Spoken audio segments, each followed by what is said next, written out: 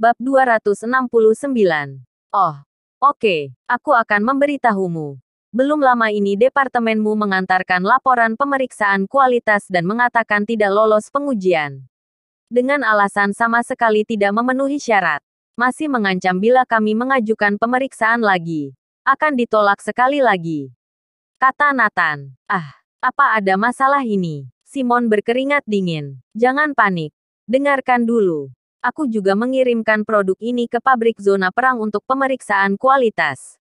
Untuk jaminan ganda. Lagi pula, produk ini akan digunakan untuk perawatan medis di masa depan. Aku tidak ingin ada kesalahan. Tapi, hasil laporan dari pabrik zona perang memenuhi syarat. Kualitasnya sempurna dalam semua aspek. Nathan melirik Warin dan berkata sambil tersenyum, "Perkenalkan, ini adalah Letnan Warin, yang bertanggung jawab atas Departemen Pemeriksa Kualitas di pabrik zona perang." Warin menyerahkan laporan pemeriksaan kepada Simon dan berkata, "Tuan Simon, kami telah memeriksa produk ini 5 kali. Semua memenuhi syarat, bahkan lebih baik daripada semua produk yang sama di pasaran. Bisa dikatakan ini produk terbaik." Simon mulai membaca laporan pabrik zona perang dengan kaki gemetar. Nathan menyerahkan laporan lainnya. "Mari kita bandingkan Tuan Simon. Ini adalah laporan pemeriksaan dari departemenmu." Setelah Simon membacanya dengan cermat, dia hampir pingsan.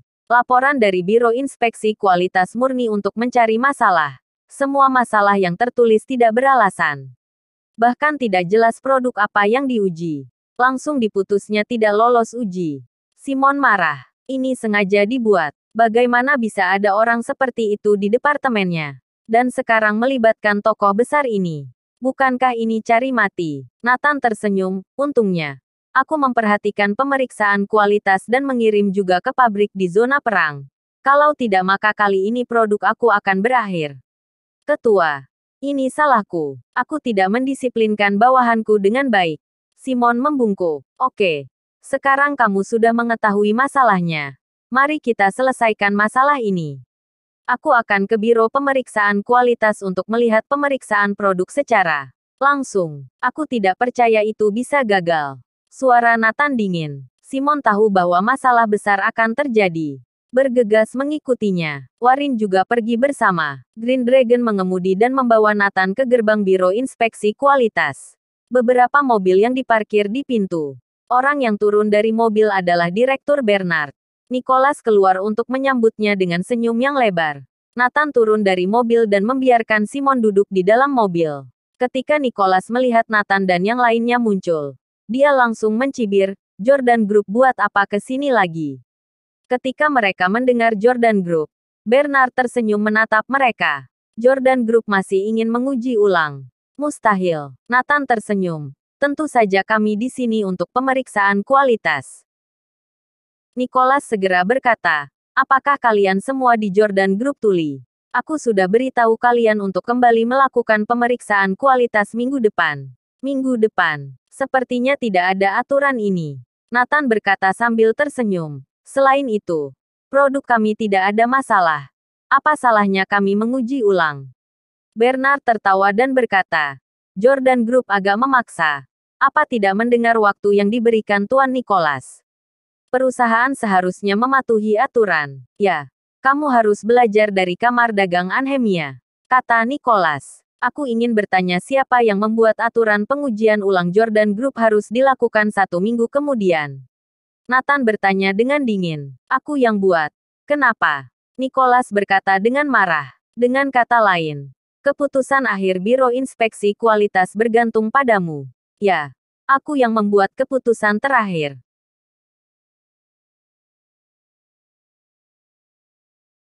Bab 270. Nicholas sangat arogan. Seperti orang terhebat di bumi. Tidak ada yang bisa menyainginya. Sungguh arogan. Ya, Tuan Nicholas secara khusus bertanggung jawab atas laporan pemeriksaan kualitas.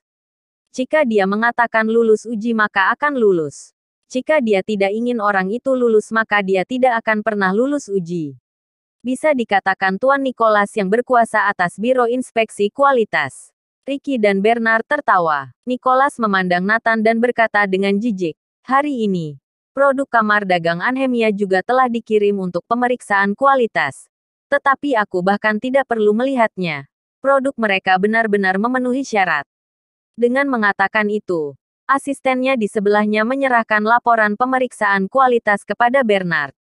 Semua orang yang hadir tercengang. Produk kamar dagang Anhemia tidak memerlukan pemeriksaan kualitas, dan langsung mendapatkan laporan pemeriksaan kualitas yang memenuhi syarat. Saat Bernard mengambil laporan inspeksi kualitas, Nathan tersenyum. Apa Anda tahu siapa yang memiliki keputusan akhir di Biro Inspeksi Kualitas? Nicholas menatap Nathan dan berkata dengan marah, cepat pergi. Aku katakan, dalam waktu setengah tahun, aku tidak akan membiarkan pemeriksaan kualitas produk milik Jordan Group lolos begitu saja. Jika Anda mengajukan ulang, maka aku akan menolaknya kembali. Seberapa berkuasa dirimu? Apakah para pemimpin Biro Inspeksi Kualitas juga mendengarkanmu? Nathan mencibir. Nicholas tertegun sejenak, dan kemudian tersenyum. Tentu saja. Kepala pemimpin Simon adalah guruku. Dia secara pribadi membimbingku dari awal. Tentu saja dia mendengarkanku ketika aku berbicara. Kalian Jordan Group, jangan berpikir bahwa produk kalian memenuhi syarat. Kamu tidak akan lolos ujian ini. Setelah mendengarkan gaya bicara Nicholas, senyum Nathan penuh makna. Dia berteriak ke dalam mobil.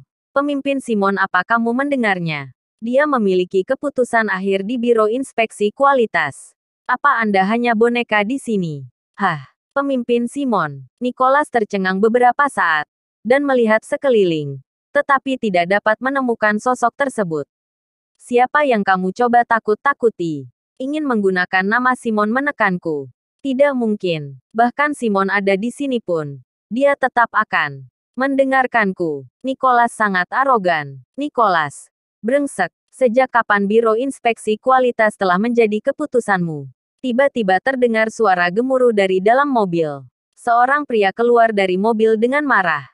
Pemimpin Simon. Setelah Nicholas melihat orang itu dengan jelas, dia tercengang.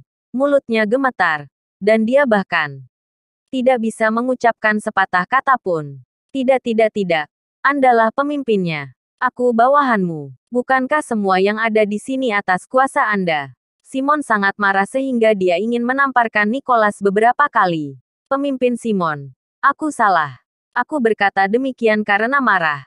Aku tidak bermaksud apa-apa. Tubuh Nicholas gemetar. Dan dia hampir berlutut di hadapan Simon.